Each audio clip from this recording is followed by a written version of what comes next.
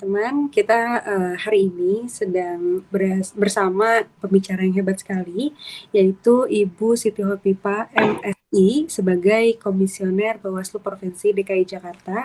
Dan kali ini kita akan membacakan tanya jawab bersama Ibu Hopipa dengan pertanyaan-pertanyaan yang sudah disiapkan oleh teman-teman mahasiswa Tanriabing University. Pertanyaan pertama itu adalah apa itu Bawaslu, apa itu dan tugas wewenang dari Bawaslu itu tersebut. Sebagaimana kita ketahui, penyelenggara pemilu itu kalau kita merujuk pada Undang-Undang 7 tahun 2017 tentang pemilu, itu ada 3. 1 ada KPU, 2 pengawas pemilu, 3 Dewan Kehormatan Penyelenggara Pemilu. Jadi ada 3. Penyelenggara pemilu itu ada 3 gitu. Nah, saya kebetulan di Bawaslu. Apa itu Bawaslu? Bawaslu itu adalah Badan Pengawas Pemilu. Apa bedanya dengan KPU? Kalau KPU itu yang menyelenggarakan tahapan.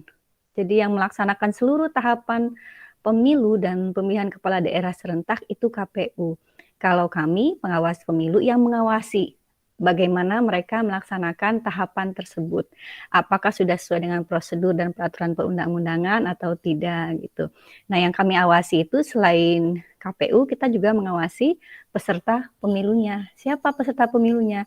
Tiap pemilu itu kan beda. Kalau pemilu presiden dan wakil presiden pasti otomatis peserta pemilunya kan pasangan calon dari presiden dan wapres. Kalau caleg berarti pasangannya itu adalah pesertanya adalah dari partai politik gitu. Jadi itu yang kita awasi. Kewenangan dari pengawas pemilu. Mungkin sebelum kewenangan saya cerita sedikit tentang tugasnya dulu ya.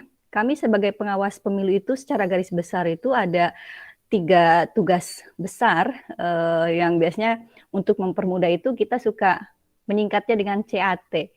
Cegah, awasi, tindak gitu.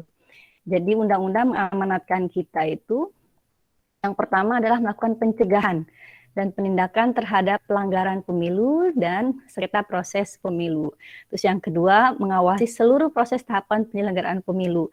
Yang tahapannya itu banyak sekali ya, mulai dari perencanaan dan penetapan jadwal, logistik, terus kemudian pencalonan, terus kemudian pemutahiran data dan seterusnya sampai penetapan dari presiden, wakil presiden ataupun dari kalau pileg kan berarti anggota DPR gitu ya, DPD, DPR dan DPRD gitu. Bawaslu itu berwenang untuk menerima dan menindaklanjuti laporan yang berkaitan dengan dugaan adanya pelanggaran terhadap pelaksanaan peraturan perundang-undangan. Nah, jadi sebelum lebih lanjut lagi mungkin perlu dijelaskan sedikit mengenai jenis-jenis pelanggaran yang kita tangani, yang selama ini kita menjadi kewenangan kita sebagai pengawas pemilu. Ada namanya pelanggaran administrasi pemilu, ada namanya pelanggaran pidana pemilu, ada juga namanya sengketa pemilu. Kalau sengketa pemilu itu biasanya antara peserta pemilu dengan penyelenggara KPU, penyelenggara pemilu yaitu KPU, atau antar peserta pemilu itu sendiri gitu. Kemudian kita juga berwenang memeriksa, mengkaji, dan memutus pelanggaran administrasi. Mungkin itu sedikit banyak dari tugas-tugas kami di Bawaslu, tugas dan juga kewenangan kami gitu. Kita bacain pertanyaan ketiga nih Bu, sebagai Bawaslu, apa yang sering Ibu temukan dalam kecurangan pemilihan umum? Lalu gimana nih cara penanganannya dan cara menghindarinya gitu deh Bu.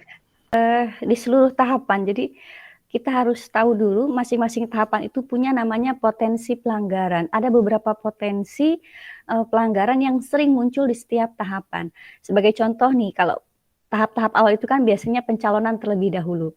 Nah, di tahapan pencalonan itu yang pernah kita temui misalnya sebagai pengawas pemilu, tapi bukan di Jakarta ya, tapi di provinsi lain gitu, itu kita pernah misalnya ada yang menggunakan ijazah palsu gitu. Itu kan nggak boleh ijazah palsu itu. Menggunakan ijazah palsu nanti kena hukumannya adalah pidana pemilu. Misalnya itu kalau contoh di tahapan pencalonan. Terus kemudian kalau di pemutahiran data pemilih itu biasanya permasalahan yang muncul itu adalah nama kita yang tidak tercantum di dalam daftar pemilih tetap. kalau kita nggak tercantum di daftar pemilih tetap, itu biasanya kita nggak mendapatkan C6 form undangan. Jadi nggak bisa kalau yang nggak paham, nggak tahu, dia akhirnya nggak memilih gitu kan, tidak menggunakan hak pilihnya. Padahal hak pilih dari masing-masing orang itu sangat berharga. Jadi itu negara menjamin, undang-undang menjamin hak pilih dari masing-masing pemilih warga negara Indonesia yang sudah memenuhi syarat untuk menjadi seorang pemilih gitu. Itu di tahap pemutakhiran data. Nah, kalau misalnya nanti kan ada lagi setelah pemutakhiran data ada namanya tahapan kampanye. Nah, di tahapan kampanye ini banyak sekali permasalahan ataupun pelanggaran yang sering kita temukan gitu. Misalnya ada yang kampanye di luar jadwal, ada yang kampanye menggunakan money politik ya, menggunakan uang gitu ya, kampanye dengan politik uang gitu.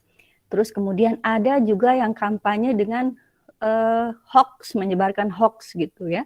Terus ada juga misalnya kampanye dengan menyebarkan bahan atau materi yang tidak diatur oleh undang-undang.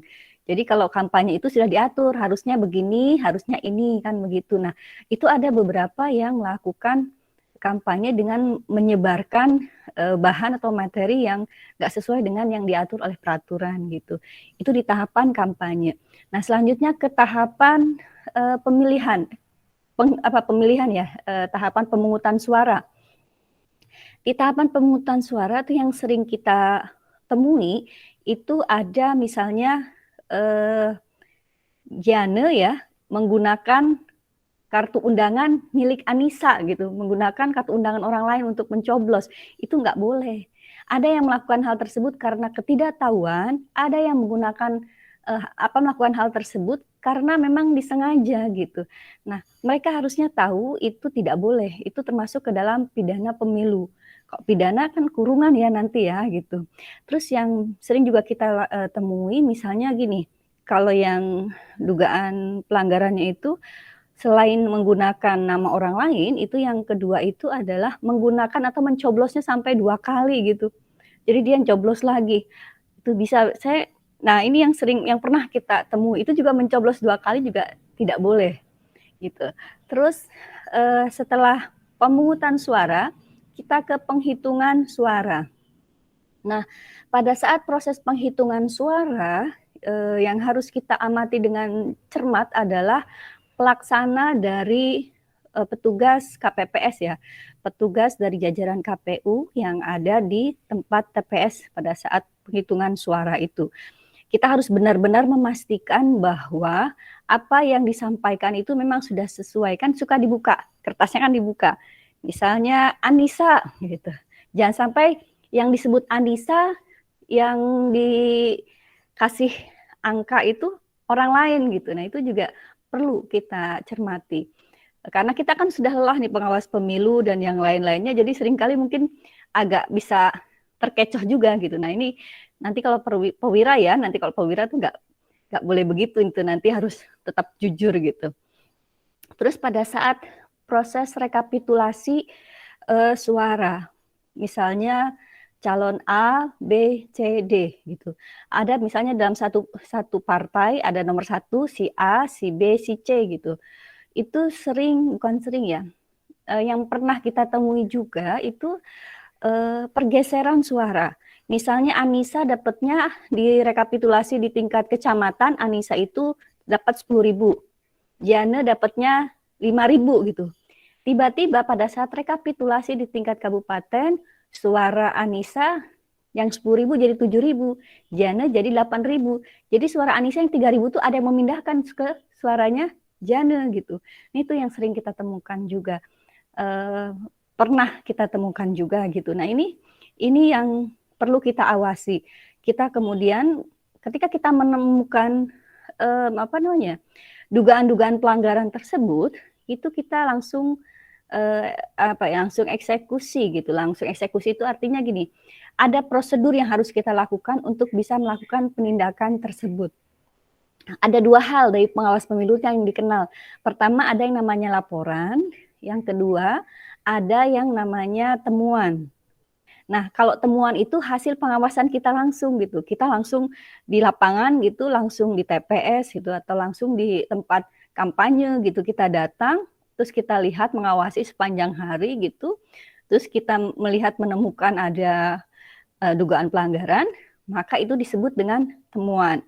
Nah, untuk temuan itu ada mekanisme untuk kemudian kita kaji, kita nilai, dan kemudian kita putuskan apakah memang ini sudah benar-benar bisa diduga sebagai pelanggaran yang harus kita tindak atau bagaimana gitu. Itu ada prosedurnya.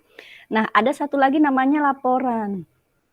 Kalau laporan itu dari luar pengawas pemilu, biasanya dari masyarakat. Kebanyakan sih biasanya dari partai politik yang berbeda dibanding yang berbeda dari yang dilaporkan tersebut gitu. Ada yang saling melaporkan gitu ya, terus ada juga dari laporan dari masyarakat. Nah, terkait dengan laporan ini, maka cara kita meresponnya adalah kita harus namanya ada memenuhi syarat formil material.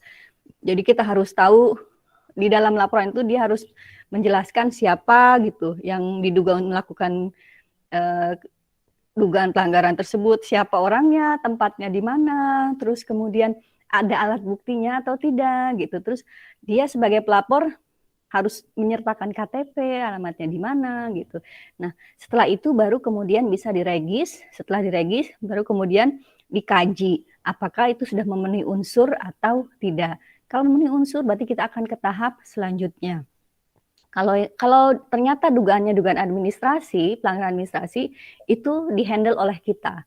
Tapi kalau misalnya itu sudah masuk kategori dugaan pelanggaran pidana pemilu, itu nanti akan kita teruskan ke namanya Gakumdu, penegakan hukum terpadu. Di situ ada hakim, ada jaksa, gitu. Nanti di situ diputuskan bersama.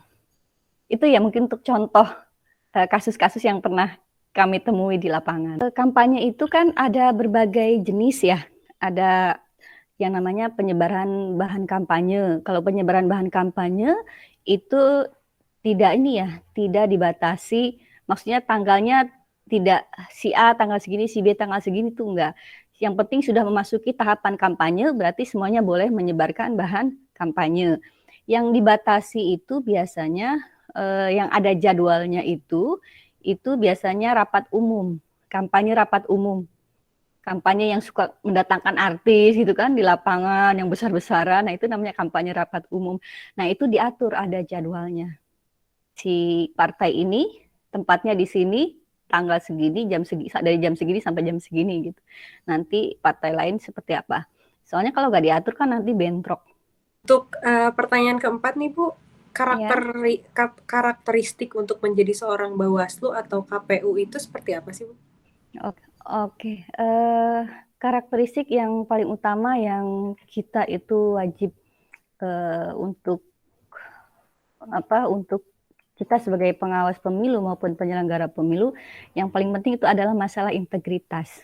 Integritas itu adalah kesesuaian antara apa yang kita lakukan, apa yang kita ucapkan. Jadi seiring sejalan yang kemudian juga di dalamnya mengusung nilai-nilai dari kita sebagai penyelenggara pemilu, pengawas maupun KPU gitu loh.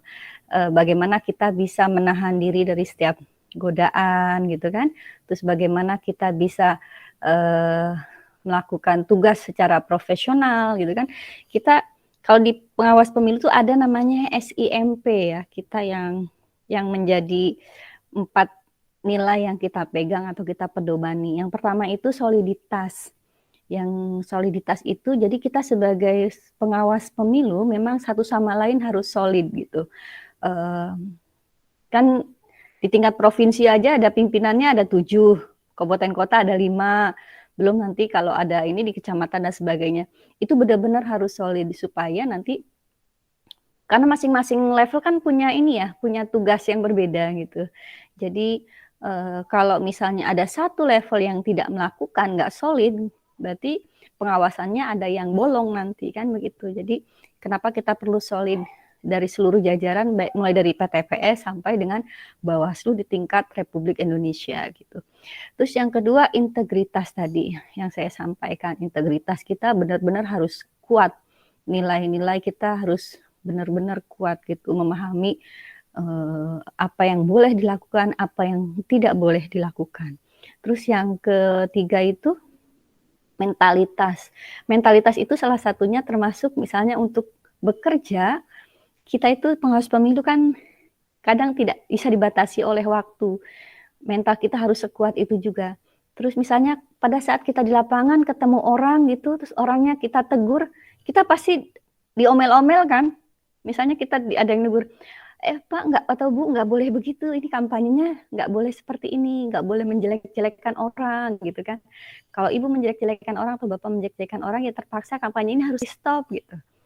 Kita kan pasti dibentak-bentak, siapa kamu? Gitu kan. Nah itu juga mental kita harus kuat gitu. Kalau di lapangan harus benar-benar kuat. Acungan jempol buat yang di tingkat TPS gitu kan, kecamatan, kelurahan itu mereka langsung berhadapan gitu. Terus yang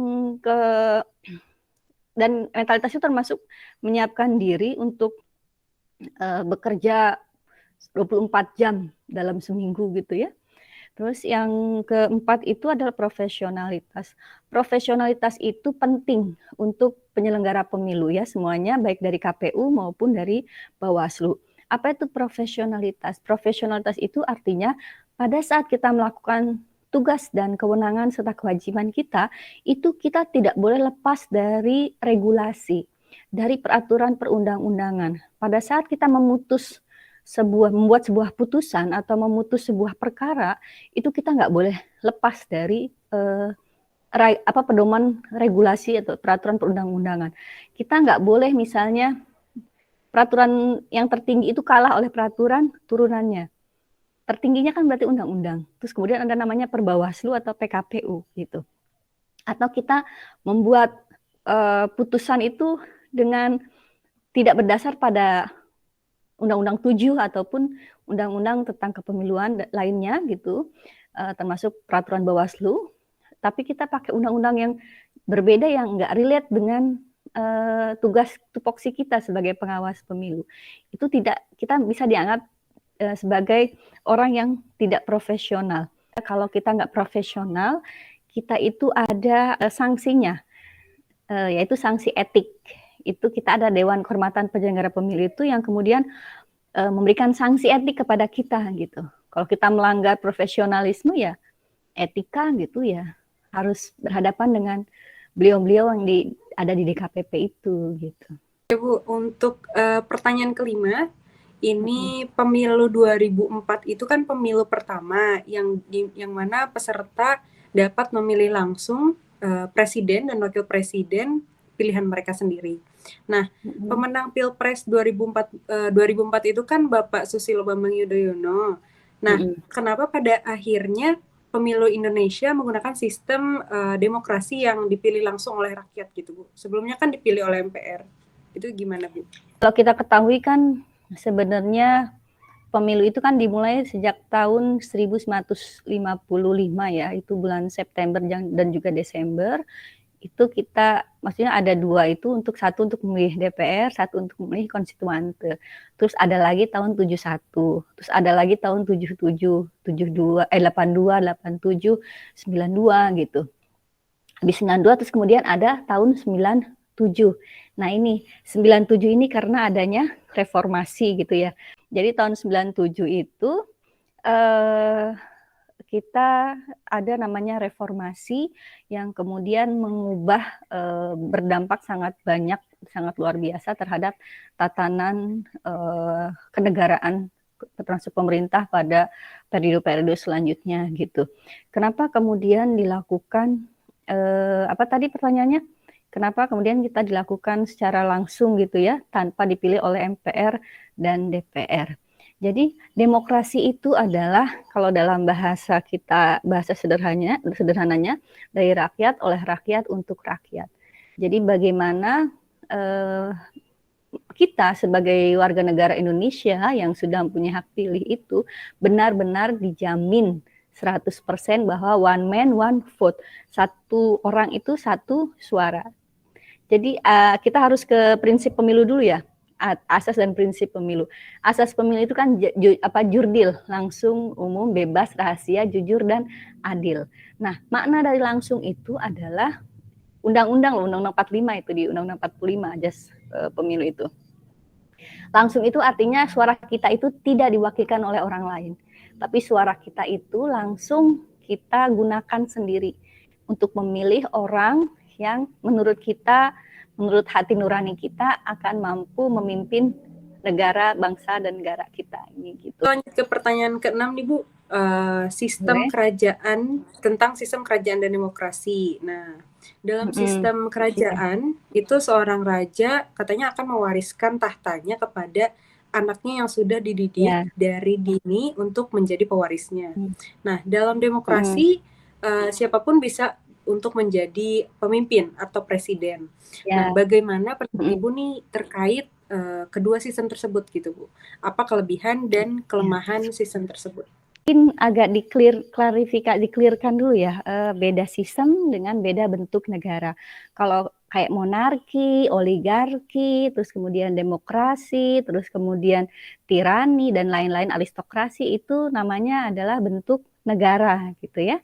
Kalau sistem pemerintahan itu lebih merujuk kepada bagaimana itu sistem ya. Kita kalau bicara sistem itu merujuk pada siapa saja yang menjalankan pemerintahan dalam suatu negara dan bagaimana tatanan dari mekanisme atau sistem tersebut yang ada di sebuah negara gitu. Nah, kalau bentuk negara itu dilihat dari siapa yang menjadi kepala negara.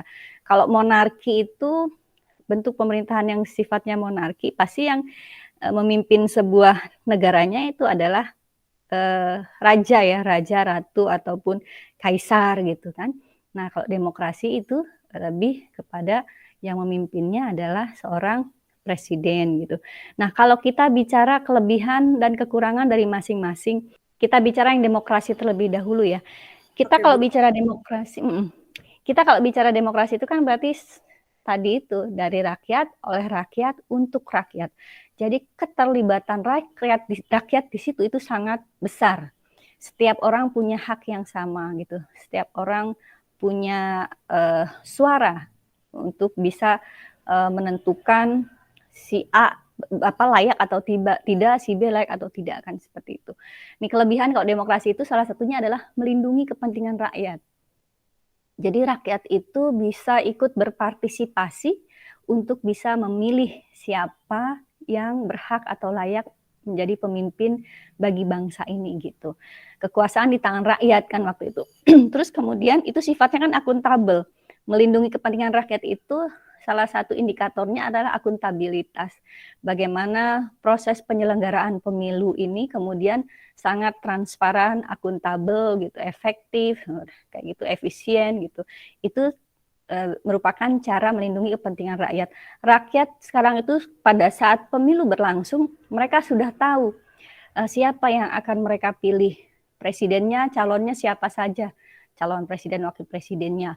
Terus kemudian DPD-nya juga mereka sudah tahu, DPR-nya sudah tahu, DPRD-nya sudah tahu gitu.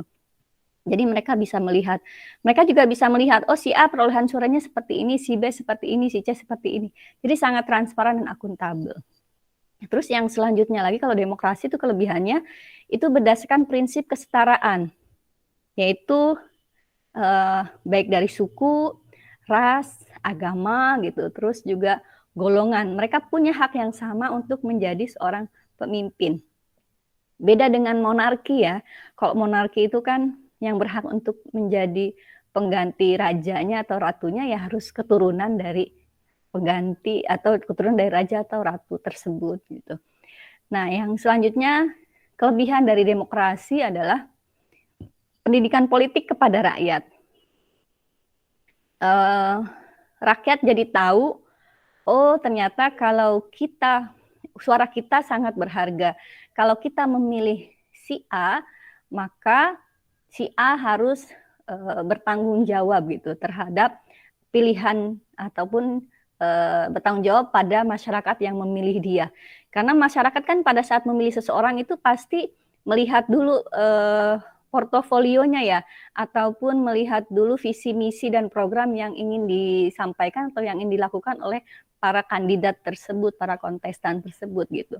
Kalau kita kan memilih, kalau mereka sudah kampanye ini kita akhirnya jadi tahu, oh si A nanti mau begini, si B mau begini, pajak mau dinaikin, pajak mau diturunin lah, atau seperti apa gitu contohnya. Itu kan masyarakat akhirnya bisa paham gitu. Oh begini ya ternyata gitu. Nah ini merupakan pendidikan politik juga kepada masyarakat. Nah tadi kan kelebihan ya. Sekarang kita bicara mengenai kekurangan.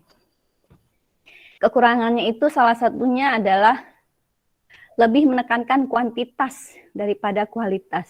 Ini kuantitas di sini juga selain dari jumlah anggotanya, anggota parlemennya, juga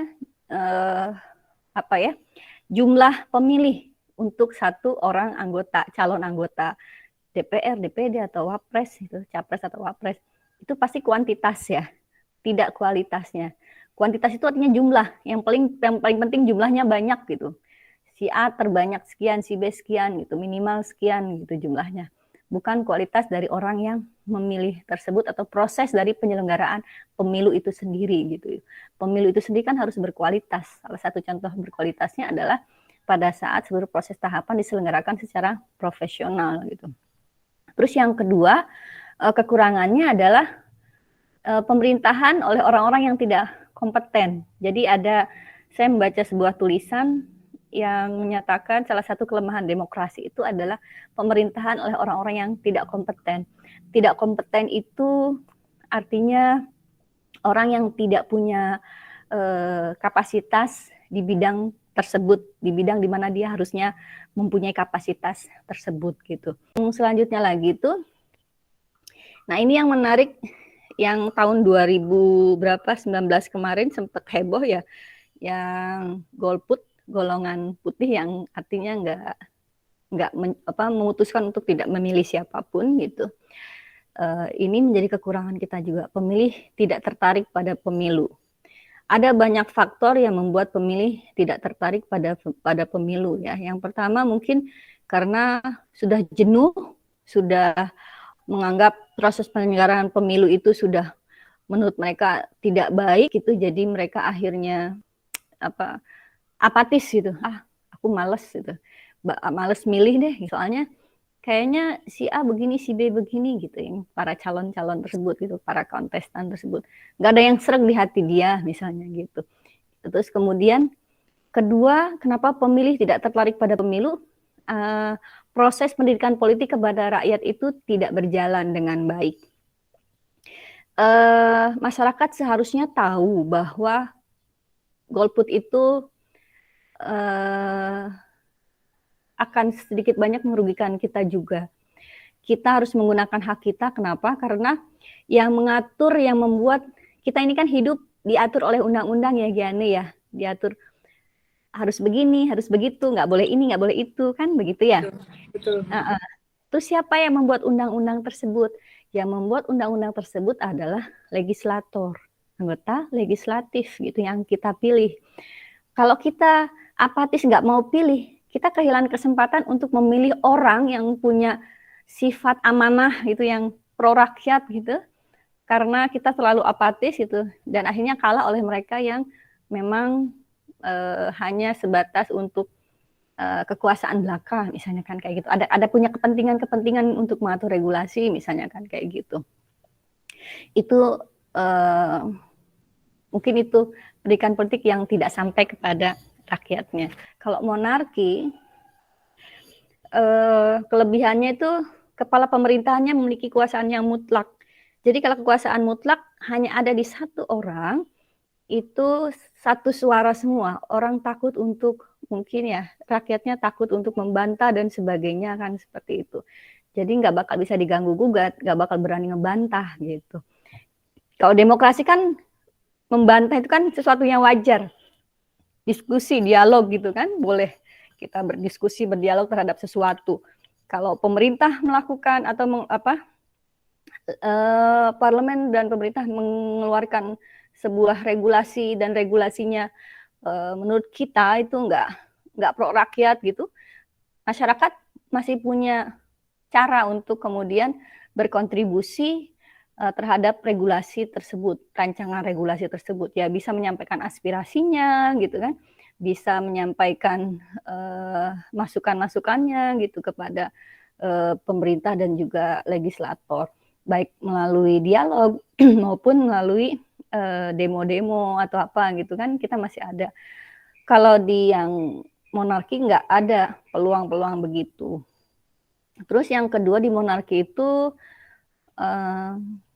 bisa jadi karena satu ya, karena berfokus pada satu, penyelewengan terhadap kekuasaan itu juga gampang terjadi tanpa bisa dikontrol. Kalau di demokrasi kan kita dikontrol oleh masyarakat, itu punya peran sebagai kontrol sosial ya. Terus ada bekerja sama dengan pilar-pilar lainnya gitu kan, bisa mengontrol semua proses penyelenggaraan berbangsa dan bernegara di Indonesia kalau di demokrasi itu kan begitu. Nah, mungkin itu ya kelebihan dan kekurangan dari monarki sedikit banyak. Oh iya, kalau kekurangan monarki satu lagi juga muncul ketidakadilan karena adanya perbedaan kasta kan, pasti ada kasta ya, rakyat biasa, terus ada anggota kerajaan kan begitu. Pasti akan mendapatkan hak prerogatif itu kan, pasti yang punya privilege-nya tinggi itu kan pasti dari mereka yang punya darah biru gitu, anggota-anggota dari kerajaan tersebut. Pertanyaan ketujuh itu kenapa masyarakat itu wajib memilih dan ikut serta dalam pemilihan umum dan tidak boleh golput gitu Bu. Dan apa sih dampaknya untuk masyarakat yang golput? Karena sekarang banyak kan Bu yang golput kayak udahlah malas gitu pilih-pilih karena saya juga nggak tahu nih gitu pemimpinnya siapa, saya juga nggak kenal pemimpinnya siapa gitu Bu.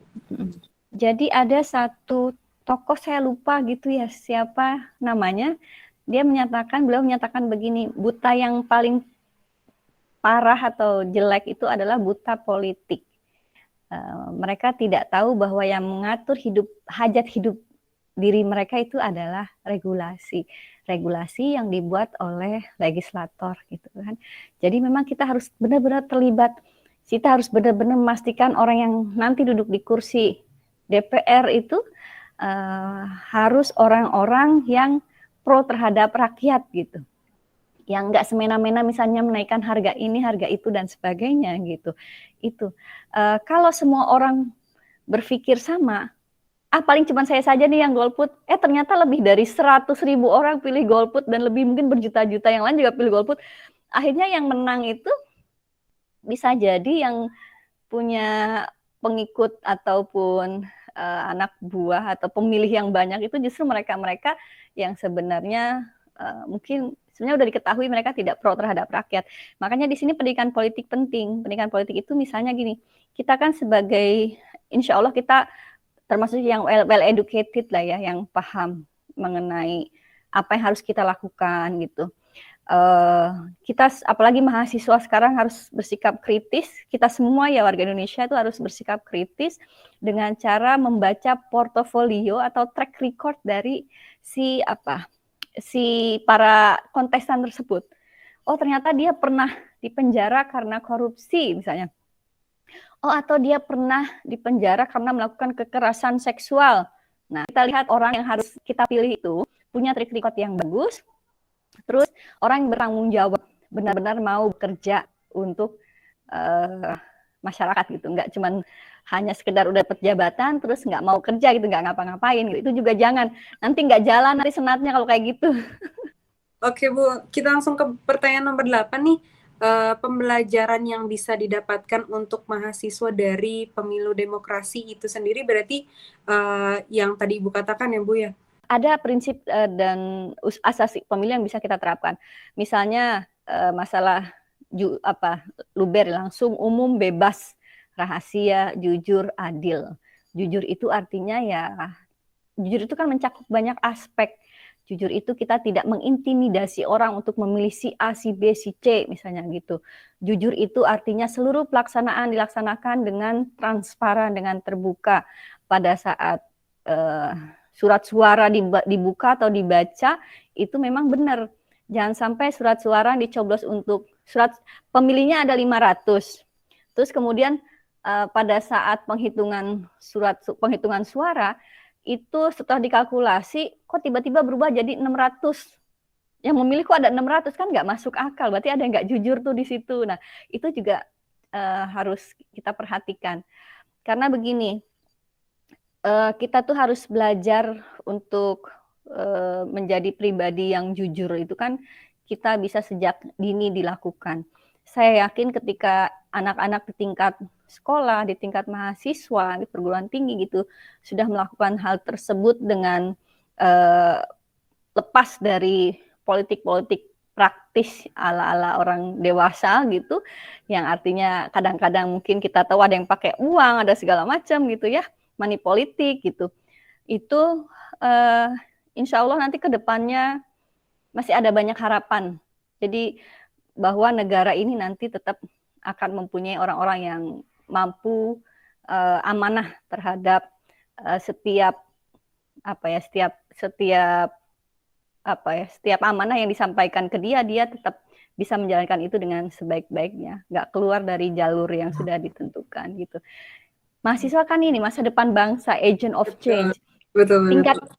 Tingkat idealismenya masih sangat tinggi, belum pragmatis. Jangan pragmatis dulu. Harus ada dewan ininya juga, dewan yang lembaga pengawasnya juga harus ada tuh. Terus nanti ada dewan yang menjadi semacam arbitrator ya, hakimnya gitu, kalau ada yang nggak jujur harus bagaimana gitu.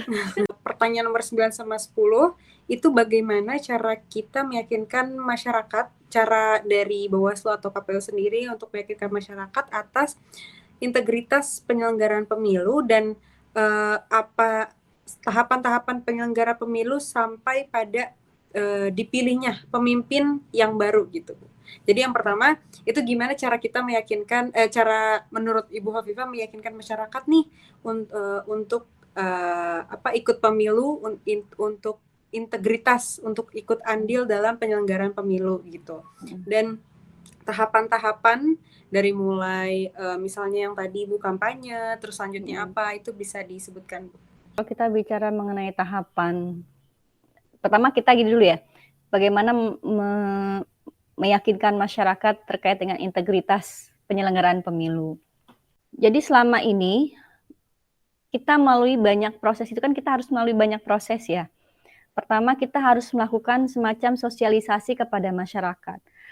Pemilu yang berkualitas, pemilu yang berintegritas, salah satu cirinya adalah partisipasi masyarakat yang banyak gitu, yang besar, yang mungkin memang ada yang tidak sampai 100%, tapi tidak jauh beda lah dari 100%. Jadi pemilih yang jumlah pemilih yang besar itu menjadi salah satu faktor pemilu itu disebut pemilu yang berintegritas, yang berkualitas gitu. Ada banyak cara yang dilakukan baik oleh KPU sebagai pelaksana penyelenggaraan maupun oleh Bawaslu, kami sebagai pengawas pemilu. Kami punya ada namanya konsep pengawasan partisipatif. Pengawasan partisipatif itu sebagai upaya untuk meningkatkan keterlibatan masyarakat untuk bisa turut mengawasi. Kami percaya ketika masyarakat semakin tahu proses penyelenggaraan pemilu, jadi masyarakat akan semakin pintar, semakin bisa memilih mana yang boleh dilakukan, mana yang tidak boleh dilakukan. Terus kemudian masyarakat juga tahu bagaimana cara melaporkan pada saat masyarakat mengetahui ini kok ada yang melakukan hal-hal yang dilarang nih gitu kan. Nah, ini dia sudah tahu cara melaporkannya seperti apa. Ini namanya pengawasan partisipatif. Termasuk misalnya kita ingin mencegah terjadinya kampanye yang black campaign, negative campaign gitu kan, yang hoax dan sebagainya. Karena ketika masyarakat tidak mengetahui atau belum teredukasi, belum terlalu tahu banyak penyelenggaraan pemilu, maka mereka itu akan mudah termakan berita-berita hoax gitu ya.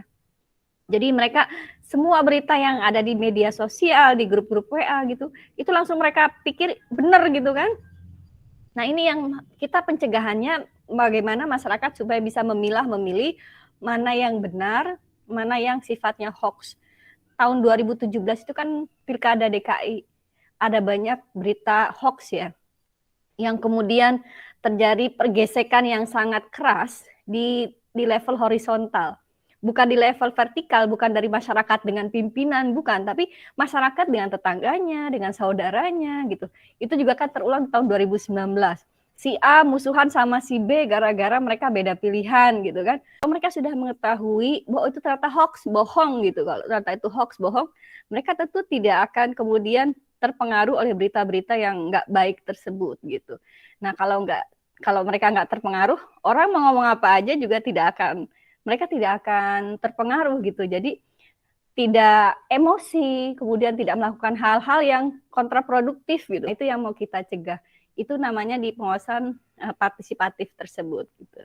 Pesan dan saran Ibu Hovifah untuk Tanrebring University yang akan melaksanakan pemilihan umum, baik untuk penyelenggara, para calon pemimpin, maupun untuk mahasiswa nih yang akan memilih nanti. Itu gimana, Bu? Pesan saya itu tadi, kita tetap memegang pada asas pemilu ya. Yang luber jurdil itu kelihatannya sederhana, tapi pada saat implementasi itu maknanya sangat dalam. Langsung itu apa? Langsung itu ya, orang itu one man one vote. Satu orang itu ya memilih satu. Dia nggak boleh diwakilkan, nggak boleh di. Dan ini dalam proses penyelenggaraan harus dipersiapkan secara matang, baik logistiknya ya nanti ya. Kan nanti pasti ada kertas suara, bilik suara dan sebagainya gitu ya. Nah itu persiapkan dengan matang, terus kemudian nanti pemilihnya juga sudah sejak awal tuh sudah harus diketahui berapa jumlahnya, seluruhnya berapa, masing-masing fakultas ada berapa yang berhak untuk memilih. Terus sudah punya mekanisme untuk memilih tersebut, sudah ada mekanisme ataupun aturannya gitu. Aturan itu harus sudah disosialisasikan juga, biar mereka nggak pada ini ya, mereka nggak pada takutnya nggak tahu juga gitu kan kalau kita nggak sosialisasikan. Baik, Miss. Terima kasih sebelumnya atas jawaban-jawaban hebatnya dari Ibu Hovifah ini. Terima kasih banyak untuk kata-katanya tadi saya sangat ingat sekali kalau misalnya demokrasi itu adalah dari rakyat, oleh rakyat, untuk rakyat. Betul ya, Bu ya? Ya. Dan satu orang itu satu suara, juga kita harus menjunjung tinggi asas pemilu, yaitu langsung, umum, bebas, rahasia, jujur, dan adil. Oke. Sebelumnya terima kasih atas materinya Ibu Hovifah. Semoga bermanfaat untuk teman-teman semua, untuk kita semua. Dan saya akhiri. Wassalamualaikum warahmatullahi wabarakatuh.